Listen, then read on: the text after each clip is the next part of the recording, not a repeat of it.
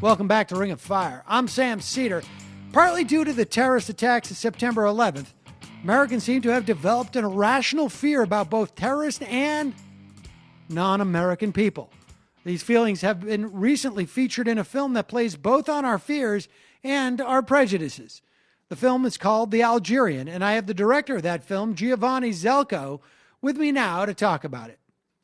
So, Giovanni, let's start with why make this film The Algerian? Well, the concept of the film was more of a post-9/11 response. The story was developed by myself and my partner, Ben Youssef, who plays the lead actor of Ali in the film. And I was in New York City on 9/11, and I watched the second plane hit and the two towers go down. I'm a New Yorker, and it was obviously a very cataclysmic event in my life as well as the lives of everyone else who was affected by it. So that was part of it. Ben is he's an American Muslim, born and raised in Algeria, and he immigrated here in his early 20s. And he also was affected by the events of 9/11, obviously as an American Muslim. So he and I started developing a story based on a sleeper cell living in America and how the character, would perceive the United States from the eyes of essentially a jihadist. And the concept of the overall film was to have that character, the longer he stayed in the United States, to be deprogrammed, to see human beings for who they are and not for the picture that was painted to him from the outside world and how he was, from where he was radicalized. So we have kind of a fish out of water story with a Muslim immigrant from Algeria coming to the United States, but obviously more important than that, this particular character is a jihadist with a plan, and he's waiting orders for the rest of his cell structure to attack the United States. I mean, it's fascinating because that was one of the elements. Obviously, there were many, but that was one of the sort of the most, I think, for people at that time were most perplexed by. How could, and of course, we don't really know the answer to this, but how could you have 20 some odd men in this country who had been living in this country with, in some instances, families, living sort of this lie, I guess? I mean, is that what really drove that central question? Yeah, that's a great analysis on your part. That is essentially the core question of the story, one of the cores. It's a multi-layered film, but you have these hardened terrorists living in the United States, and these guys, they're not wearing beards, they're not dressed in traditional Middle Eastern garb. They're wearing jeans and leather jackets, and they're going to strip clubs and hanging out in bars. So they found a way to integrate themselves into the fabric of society and become sleeper cells. The scary thing about the reality of 9/11 and the interesting thing about our film is how a character, how an individual from a foreign country who means to do harm can, A, get into the country, and B, stay here for months on end, over a year in some cases, and not be detected by law enforcement or by their neighbors or suspected by others. So our character, Ali, in the film, it's a great expose. I don't think there's another film out there dealing with post-9/11 or with the Arab Spring and, to some extent, with the threat of ISIS and members who have left Europe as European citizens to fight the jihad in Syria and to some extent in Iraq, who are now returning to London, to Paris, to Berlin as citizens of those countries and basically just reincorporating themselves into society. That threat looms large in today's world, and Europe is obviously on high alert for that issue. Cameron in England, I believe it was the end of August, first week of September, that he heightened their alert and specifically gave authorities the ability to take passports away from individuals that they felt could possibly be leaving the country or returning to the country from jihad. So our film deals with those issues, and it's a hot topic item right now, and it's a real threat. Sometimes art imitates our real world and vice versa. And The Algerian is one of those films that it's right on the button. It's now, and it deals with items of the past and the political situation in the United States and global politics of the turn of the millennia, but certainly dealing with topics today in Syria and Iraq and ISIS in particular. Give me a sense of, what kind of research do you do? Because, that is the sort of the fundamental question, I think, that drives a lot of anxiety around these issues. And that, like I say, still loomed, I think, in everyone's heads is like, did you talk to, is it psychiatrists about this? Is this it's one thing, it's always seemed to me to be one thing when it works in the opposite way, right? Where someone who wants to join the jihad and goes and fights with ISIS, they are now surrounded by these other ISIS fighters. They are completely out of their element. Their entire perspective is changed. They have reinforcement around them constantly. To see them then engage in a suicide attack is obviously it's not something that I think most people can relate to, obviously, or fully understand, but how they could come under that type of influence makes some sense. The idea that you could remain under that type of influence without any of that reinforcement, even if you are on a daily basis going to see your friend, but you're still having interactions with other people. What psychologically happens in that situation? Did you talk to psychiatrists about this? Or I didn't speak to psychiatrists. Ben and we did a good amount of research on the individuals who partook, the 19 hijackers, partook in 9/11. But I also looked at some Cold War stories of from the 50s and 60s into 80s of Soviet-era spies that were living in the United States for 15, 20 years, 30 years, in a couple instances where they had gotten married, they had families, they were professors at universities, and they were the real deal. They were spies, not terrorists in that respect, but they were living in the country with a dual life. On the one hand, they were good citizens. They paid their taxes. They went to church on Sunday, and they, taught softball to the local kids team. But on the other hand, they were these hardened Soviet communists and spies, and all they wanted to do was help take down the United States as what they saw as the great evil and their lethal enemy. And I think with individuals like that are handpicked for those positions. I think the suicide bombers that are chosen for ISIS members or for Al-Qaeda members, those are not the guys you want to send to another country and to live a double life. The more sophisticated the person, the more that they believe in the fight and the goal, the less chance of them cracking under the pressure or being discovered. So our research was based to some extent on the 9/11 characters, the individuals that were involved in that, and also the Soviet-era spies that were in the United States. And then good old-fashioned storytelling from Hollywood into trying to make that believable. So our characters, taken right out of the newspaper articles that we found after 9/11 and in the last 10 years, and as recently as the Boston bomber, you have individuals that are students. Our character is a student. He comes to the United States on a scholarship. It's one of the easier ways to get into the country. And he comes in, and he lives in Los Angeles as a sleeper cell and as a university student. He's very intelligent. He's a very well-educated guy. He speaks a few languages. He's handsome and charismatic. He wears Western clothing. He doesn't go to mosques. He prays on his own. So he stays off the radar. He becomes friends with, a blonde, bubbly California girl. So you would never look at him twice and consider him a threat. And that is the greatest threat, is the one that you can't see. So, all right, we got to take a break. When we come back, let's talk more about this film, The Algerian, where people can watch it, and just share your experiences in screenings that you've done around the country. We're going to take a break. We'll be right back after this. We're back on Ring of Fire. I'm Sam Seder. Right now I'm talking with Giovanni Zelko, director of the new film, The Algerian, about his latest work and how it captures the anti-foreigner mentality that seems to have taken hold in the United States.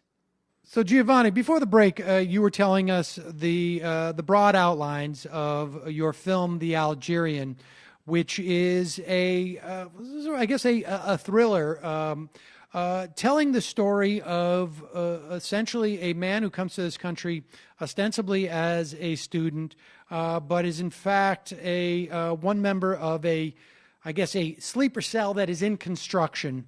And it tells the story of, which was one of the greatest questions that dogged, and I think continues to dog people about the attacks on 9/11, was how can jihadists who are living amongst us, who seem to have assimilated in every way, maintain the fervor that is required to commit a suicide attack over weeks, over months, both temporally but also sort of socially. How are they uninfluenced? And you said something at the end of the last segment that I think many people would find somewhat surprised, that the more sophisticated the individual, the tougher it is for them to, or I should say, the easier it is for them to maintain their goal.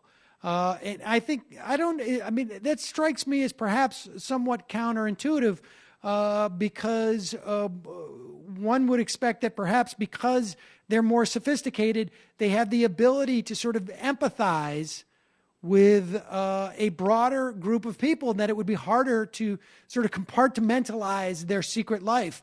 But that turns out to be the opposite. Yes.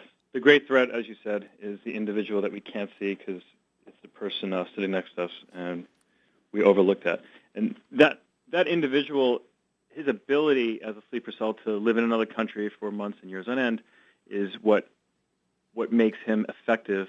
It's usually low technology, high impact, and they're able to find weak spots, and they optimize on that.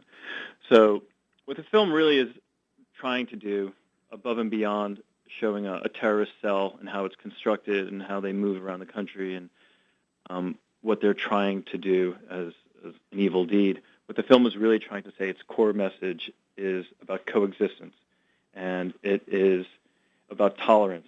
The character eventually throughout the film is being deprogrammed scene by scene over the course of his spending time in the United States. So he falls in love with a girl. He becomes friends with an American imam. He becomes friends with an immigrant from Jordan who's a Muslim man. And he starts seeing the United States in a very different way. He even meets a Marine and befriends him.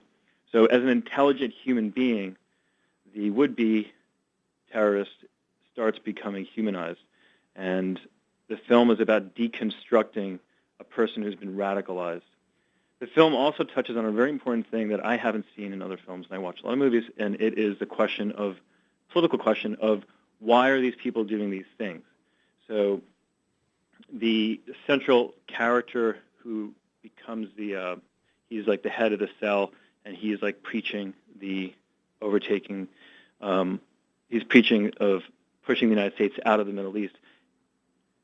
His terrorist program is not about radicalized Muslim beliefs. It's about having the United States as an oppressive regime in how he sees it in his countries and the countries of the Middle East, and his desire to create a caliphate and to unify the Middle East into one kind of EU structure where the United States would not meddle in their affairs. Now, that idea is an old idea. It's not my idea, but I came across in a book that I was reading and researching the film to write the script.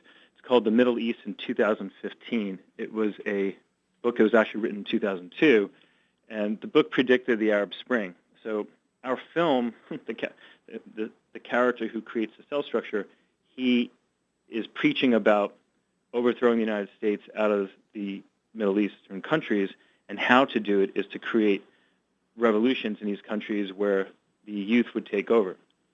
So those scenes were written before the Arab Spring took place. So interesting. And we should say that this is obviously a very big topic when we hear people like Bill Maher and Sam Harris going out there and saying that there's something fundamentally wrong with Islam, and sort of in many respects ignoring the political aspects that where you have political motivations that are manifested through Islam on some level, and that one is driving the other. It's not necessarily a function of Islam as much as it is Islam becomes the vehicle to realize certain political aspirations. I think essentially in reading the book, The Middle East 2015, which was written, it's a group of essays from different think tanks in Washington, D.C. So they're experts in this, we assume. And they weren't lobbyist groups. They were just different think tanks. So the general consensus in 2002 from these position papers was that the Middle East was a ticking time bomb. The population densities were exploding. The density of youth, of people under 30 and under 20, was completely outgrowing the older generation that had essentially been put in power by post-colonial powers and, to some extent, the United States, and kept in those positions. So they were looking at a ceiling that was about to be hit by this youth with lack of jobs, to some extent, lack of jobs, lack of food, and lack of resources, and people being contained in those countries because they couldn't get tourist visas out. So they were looking at the Maghreb and North Africa. They were looking at the Middle East, and they were just expecting revolutions to happen. And that was in 2002 that these position papers were being written. So I based the political aspect of the screenplay on the book and that position, and it made sense. I studied history and I studied political science, so it wasn't something that was like, oh wow, I can't believe this is going to happen. So when the Arab Spring actually started to occur and it was a domino effect, I was smiling because I was like, that's exactly what the book was talking about, and our screenplay basically dealt with the same thing. What we're looking at today in Syria, which is a country that had an Arab Spring type revolution, but the government held on and dug in. The ISIS effect, which is an effect from the Arab Spring, is basically what would happen if a country like Syria stayed in power and just continued to fight rebels. Those rebels would then have jihadists from other countries, from a Muslim perspective, to help their brothers to go in and overthrow this evil dictator. And if you paint it in that light, and it happened really fast, I mean, the United States and other European powers are providing the freedom fighters in Syria to overthrow Assad. That's all well and good, but when you have another group that says, we don't like how you guys are doing it, we're going to do it our own way, and they call themselves ISIS, then you have a big problem because they're growing in numbers, they're growing in strength. I mean, they have control of large portions of Iraq. So, again, to go back to the film, at some screenings I had recently, the World Film Festival in Montreal and in New York and here in Los Angeles, one of the constant questions that keep coming up in audiences is how did you contact terrorists to find out how they live and how they did what they did, and is this like a documentary style film? And I would smile. I'm like, this is not based on any true story. The film is based on pieces of facts from our immediate history, and because of the political situation in the Middle East occurring on the same track of the film, it seems as though the film predicted what would happen. But in reality, greater minds than mine predicted what would happen. Wow. And I wrote about it. Well, the film is The Algerian, and people can go to the Algerianmovie.com to get more information on where and when they can see a screening of it. It sounds absolutely fascinating. Giovanni Zelko, thank you so much for your time today. Bye-bye. Giovanni Zelko is the director of the new film, The Algerian. You can get more information about the film online at thealgerianmovie.com.